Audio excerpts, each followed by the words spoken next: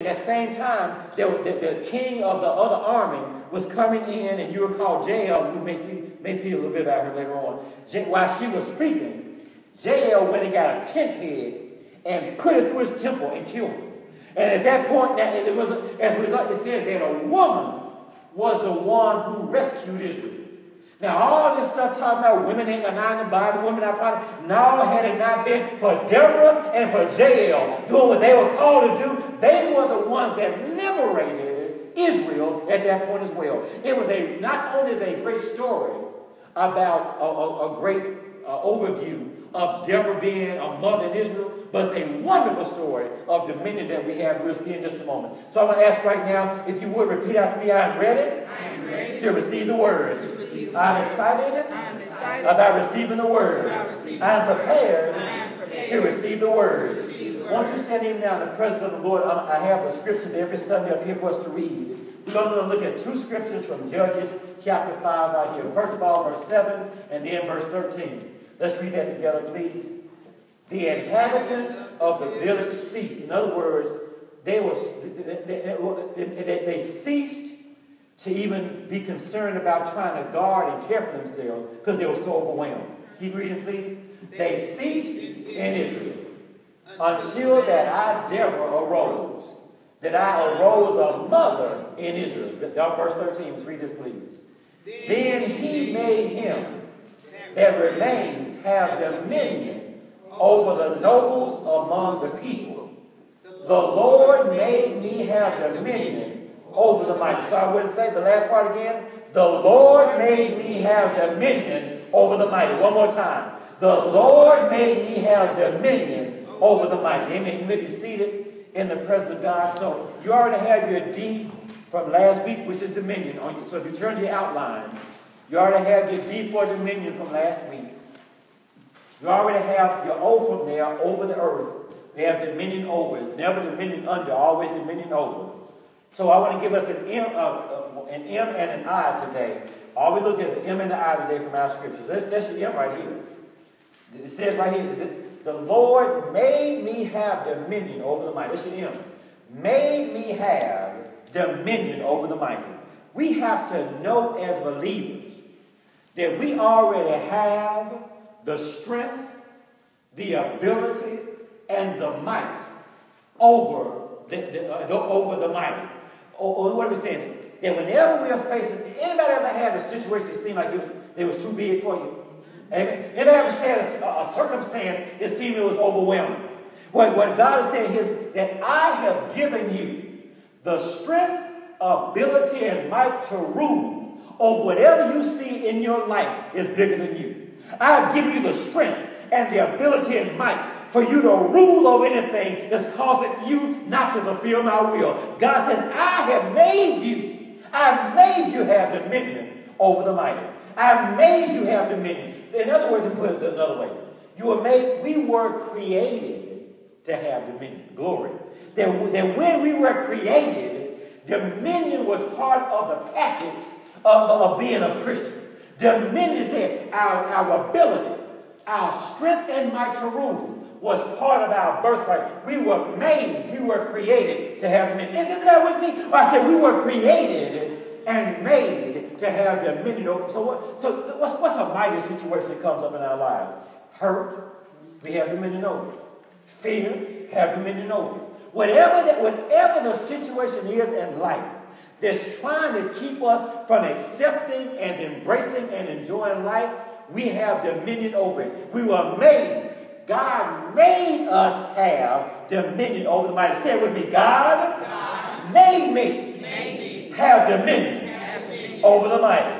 You got to give God just a hand clap of praise right there. Because we were made to have. So while we talking about this idea of made, let's just talk about this here as well. We were made, created to have dominion.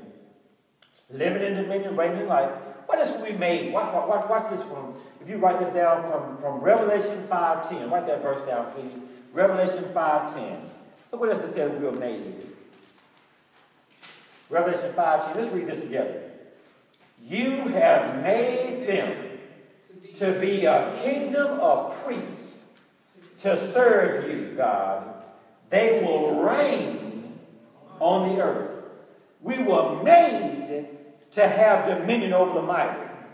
And we were made to be a kingdom of priests. Come on. We were made to be a kingdom. We were made to be able to go boldly to the throne of grace for ourselves. We were made to be able to call on the name of the Lord. We were made to be able to make sure we walk in the extraordinary power that comes from God. We were made to have dominion over the mighty. We were made at this point kingdom of priests. But what else? You know what this next one is? We were made next one. You know this one very well. Romans 5:19. Let's read this in entirety, and then we'll come back and look at it. Let's read this together. For as one man's disobedience, the many were what? Made sinners. Keep going. So by the one man's obedience, the many will be. So by one man's disobedience, who was that man? Adam. We were what? What did you do to become a sinner? Just born. Just born. Sinner. Then, by one man's obedience, we were what? What did you do to become righteous? Born again. So, can righteous people do unrighteous things? Yes. Does it change the fact you're righteous? No. Can unrighteous people do righteous things? Does it change the fact they're unrighteous? So it's about our relationship. So what are we saying here? So we were made righteous. When we got born again, we were made. What are we saying here? So we are a spirit. We possess a soul. We live in a body. When we got saved, what part was renewed? Spirit. Our spirit. How we communicate with God. How we identify with God. How God reveals himself to us. That's our spirit. The spirit got renewed. The soul, what's the soul again? Think about Kitty. It's the what? The meow. It's the what? Mind. It's the emotions. It's the opinions and the will. Even though when we got saved, our spirit got changed, mine was still the same. So what happens is we start thinking that salvation didn't take because we're still thinking the same way. Thinking it didn't take because we're still responding the same way. But our spirit has now been renewed. Our nature has been renewed. And now once we get saved, we renew our minds by the word. And once we renew our minds and start thinking like God does, it lines up with our spirit and we bring our body along. And so but just because we got saved does not mean there's an automatic transformation of our mind. Let me be clear what I'm saying here. Our nature, what got transformed when we got saved? What? Spirit. So our spirit, in other words, we have a new nature, a new seed when we got saved. Let me make this deal for you visually here. All right, so let's take a look at this. So what's that? What is that? Seed. Bunch of seeds. And what's that fruit right there? Tomato. So from a seed, a tomato, plant the seed, came up. All right? You with me? Yes. It didn't grow in Harris Teeter in Walmart. A seed was there. Somebody house then it got put in little pretty packets that we pick up over at the farmer's market. So the idea was from that seed, a tomato came. Let's suppose and say, so now from this seed right here, what should be produced? Whatever the seed is. Whatever seed. So in this case, it's a what? Can this tomato seed produce a watermelon? No. It's a seed. So the seed, you will see the manifestation of what the seed was. If they moved from the packet, the picture of the tomato, all you saw was a seed. In other words, so the seed is the nature. And from that nature, a tomato came. Are we there? Let's suppose, for example, that the seed of a tomato was our old nature before we got saved, okay? What's this? Seed, all right. What do you think that seed could be? Sunflower, yeah. Yeah, all these kids eating sunflower. I don't know what it is now. It used to be a time when we were growing up, so we were eating sunflower seeds, and it just died out for a while. And now all these kids eating sunflower seeds. You go back to school, I mean, you see sunflower little holes everywhere. So that, no, this is not sunflower seed. So this is, okay, apple seed. All right, say, look, I just blew it up, apple seed. All right, so work with me. I need to borrow your sanctified imagination by our last point. Tomato seed before you were born again. Apple seed since you've been born again, okay? What's before you got saved was what? After? Okay.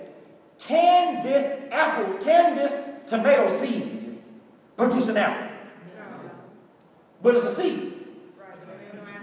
Yeah, okay. Can this apple seed produce a tomato? No.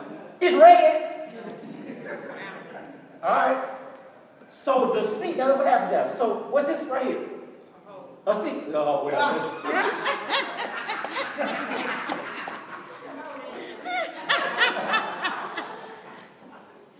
The last 5 slides of the seeds. This is